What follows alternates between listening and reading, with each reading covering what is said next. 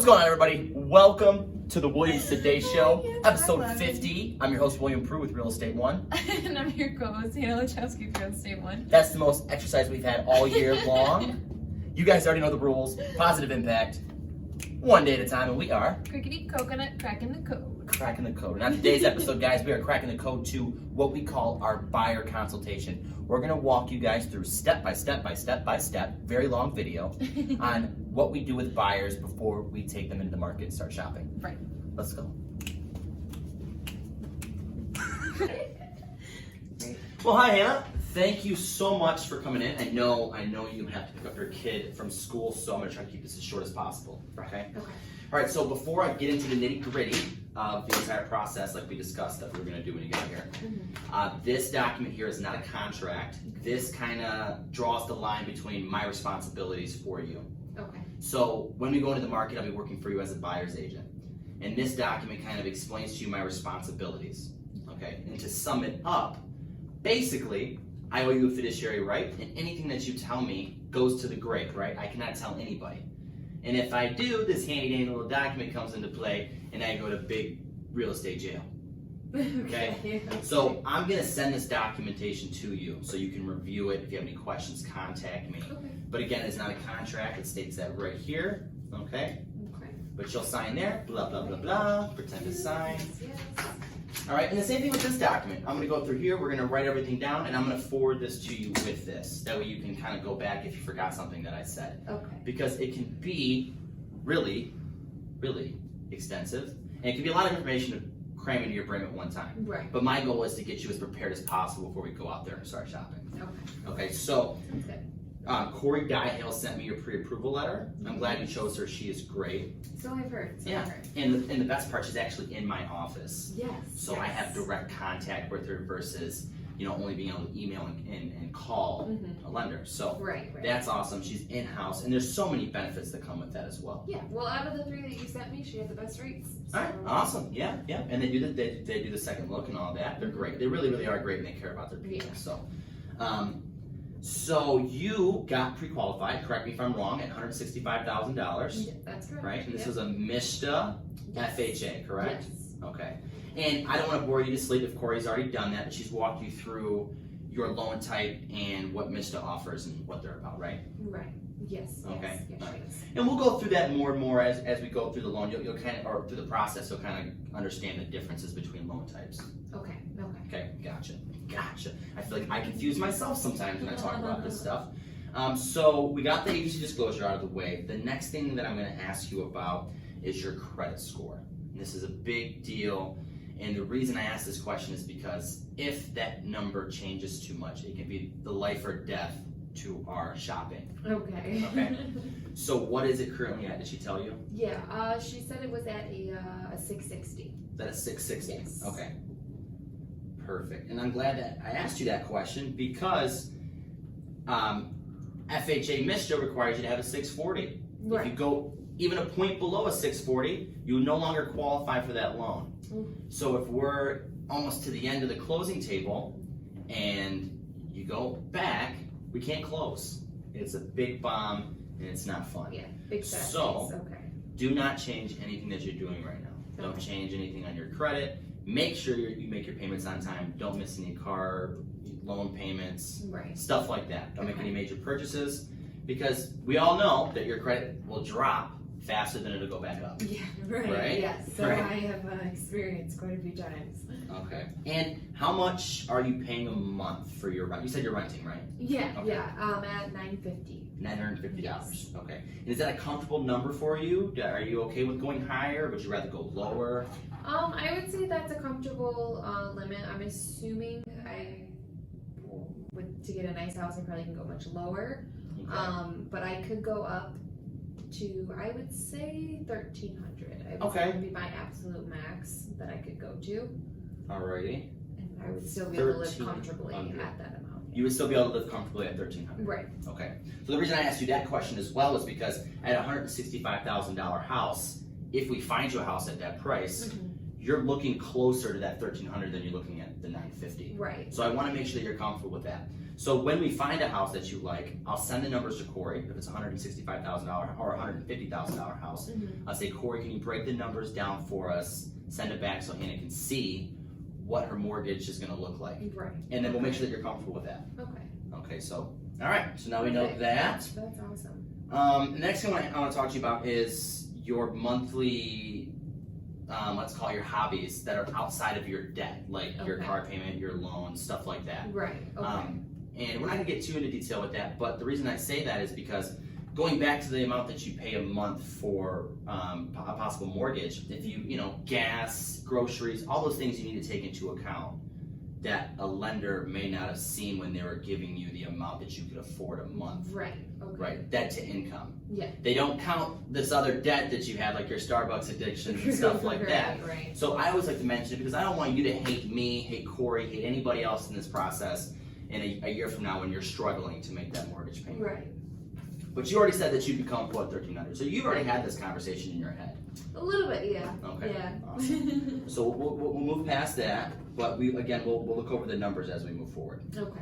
All right. So do you have any specific areas in mind right away that you absolutely want to be in? I do, yes. And I've been looking around a little bit Okay. in Taylor, Okay. Southgate, Okay. Allen Park, and Lincoln Park. Allen Park and Lincoln Park. Mhm. Okay. All right. And you said Taylor first, so I'm assuming that is your go-to, your home from home. That's where you want to Yes, that's where I grew up and Okay. my home away from home, yeah. be. So that's why I ask the question the way I do, because I always get the best first, right? So that's why I Right. want to really pay attention to the city of Taylor for you Yeah. specifically. But you like Southgate, Allen Park, and Lincoln Park as well. Yeah, yeah. Okay. All right. Awesome. And do you have an idea of how many bedrooms that you need? I need at least 2. I'm least living 2. in a 1-bedroom right now, and I don't like it. So Sweet. Yeah. We got a lot of I'm okay. squeezed in a box. So a 2-bedroom would be perfect, Okay. or more, of course. But at a minimum, you want 2. Yes. Okay. Correct. And then bathrooms. Are you comfortable with 1 bathroom? You said you had 1, right? Yeah, Okay. yeah. I'm in a 1-bedroom, 1 bath right now. Okay. So a 1-bedroom, 1 bath, 1.5 bath would be nice. Okay. But 1.5 bath. that would be nice. Yes. All right. But you're okay with 1. Right. Okay. Yes. Because I don't want to be showing you houses. You're like, why are you showing me this house? It doesn't have a half bathroom. Right? No, I would just prefer it. Okay. I have friends over from time to time. Yeah. And you need that An extra extra patio. bath is exactly. You do. You need it. You need it. All right. And then is a garage a make or break for you, or? No. But if it doesn't have a garage, but it has a shed, that would be nice. Okay, yeah. Somewhere just to put the lawnmower would be nice. Right. See, you're already thinking ahead. That's great. That's great. You're absolutely going to need that. All right. So the reason I asked about the garage is because space is a thing. Is a Right. thing. If you're planning on having hobbies later, and again, we don't want to be shopping for houses that you absolutely hate. I don't want you to Right. ever turn around to me in the process and say, "What you are we showing? doing in this house?" Right. Right. And this helps me just kind of see the world through your eyes a little bit better. Okay. Okay. So what are your availability for showings? I'm open, Saturday and Sundays all day. Okay. And throughout the week, anytime after 4. Anytime after 4 p.m. Gotcha. Awesome. All right. So you are working from 9 to 4. So if I'm sending you houses, I just want to make sure that we are setting houses up on a schedule that works for you. So you said you're clear Monday through Friday, but Mhm. would you prefer to be working or to go look at houses Saturday and Sundays? No. I'm Okay. okay with looking, later at the time if that's how late you work. Yeah. No, I usually keep my schedule pretty open. I mean, I'll let you know in advance if a day doesn't work for me or whatever. And the reason I ask you that now is because if there's a house that I think is going to fly off the market quickly, and we want to get in there and see it, Right. before somebody else gets an offer, and then it's, Exactly. It's Which an is why aggressive I'm market. totally fine with looking Monday through Fridays Okay. because I know if we going from Saturday to Sunday Right. all the way back around, it's just gonna Okay. the house will be gone before I know it. Awesome. So we knocked that one right out because I've seen it happen. People can only work Sunday, Saturday. That's why I try to leave myself as open as possible Mhm. throughout the week as well. Just because if a house was on the market and it's a 9 or a 10 house, it could be gone within the next 2 days. Right. Exactly. And I don't want you to miss it because we couldn't go see it Right. until Right. Saturday or Sunday. Okay. All right. And what are your absolute must-haves in a house? Right off the top of your head, what do you think? So there's 2. Okay. definitely need a dishwasher. I don't like doing the dishes. Someone that'll wash my dishes for me, I'm Yes. all for it. Dishwasher is a must. I Yeah. actually have one at home too. It's not electrical. It's my old lady. She does a fine job at it. I put a dish in the sink and it's gone. It's clean already. I don't know how it happens. She's a miracle worker. Magical woman, huh? Who is that? I don't know. All right, and you said there was 2. Yes, hardwood floors. I don't care if they're not natural, if they're What floor? laminate, you know. You just don't want carpet. No, right? I really do not want Okay. carpet. Do you have Traps, pets? I do. You have pets? I do. Yeah, yes. that's usually. I know that's they're really gonna common. scratch at my floors, but that's fine. You just don't want to deal with it. I gotcha. They just 100%. track in too much dirt. I got cat litter flinging everywhere. I just no Right. carpet. I'm taking a note of that cat food and litter flinging everywhere. She is going to be aggravated some days. Okay, so hardwood floors. You said they don't have to be natural, so they can be the laminate flooring throughout. Yeah, and because some I've of it's seen really a lot nice. of people Okay. redoing the houses with that, and it looks really nice, you know. I mean, but hardwood floor is gorgeous as well. So Alright.